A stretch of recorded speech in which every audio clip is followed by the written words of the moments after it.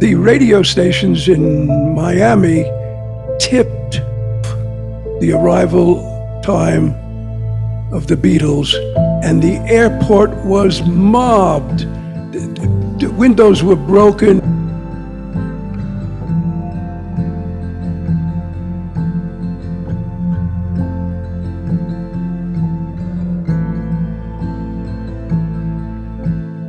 Cassius Clay defeated Sonny Liston to become the world championship boxer.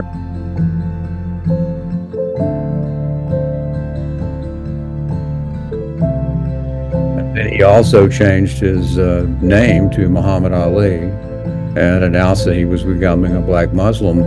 And actually that transformed, in many ways, the view of the various kinds of people who were leading the civil rights movement, and we had Martin Luther King as the model, and who was anything but the brash Muhammad Ali. And so that was actually not a trivial, superficial thing. It was an important change in the civil rights movement, even though Muhammad Ali technically, was not a leader in the civil rights movement.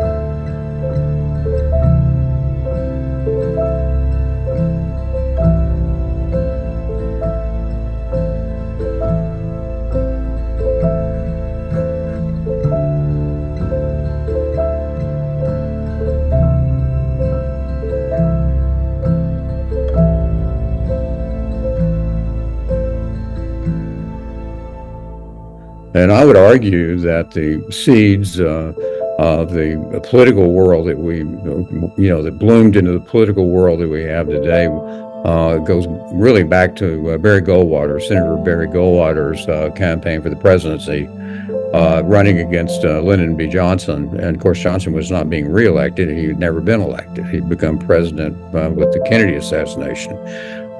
And that campaign, even though Goldwater was utterly defeated by Johnson, much of really the reaction that was part of the Goldwater campaign came directly from the passage of the Civil Rights Bill, which was another momentous event in 1964.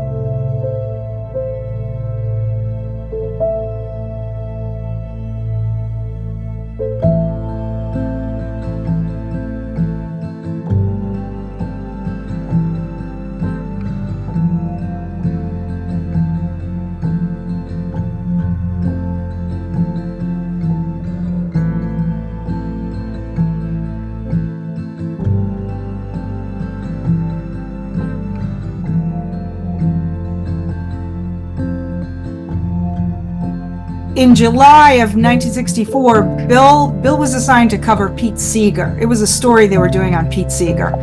On about the 5th day of the story on Seeger, I get a call from my office saying, look, they found the bodies of Cheney, Schwerner, and Goodman.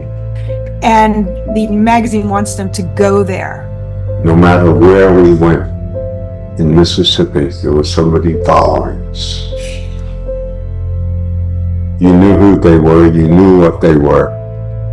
My own growing up in the South, I understood who they were and what they were. They ultimately weren't allowed to go to the damn site by the FBI, so the next day Bill rented an airplane and had the pilot fly him over it and took aerial photos.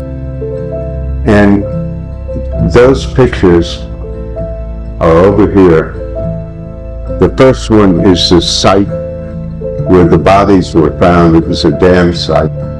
And then on August 7th is the James Chaney Memorial Service in Meridian, which he photographed.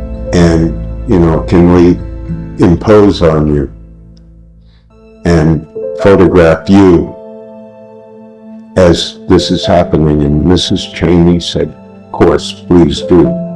Come in. On August 14, he's at the Neshoba County Fair, and he's photographing Governor Paul Johnson Jr., who's giving a speech, and he is being followed and watched by Deputy Sheriff Cecil Price, who is one of the men who was convicted of the murders of Cheney, Goodman, and Schwerner. Those of us who were there were pretty sure he was directly involved with these murders.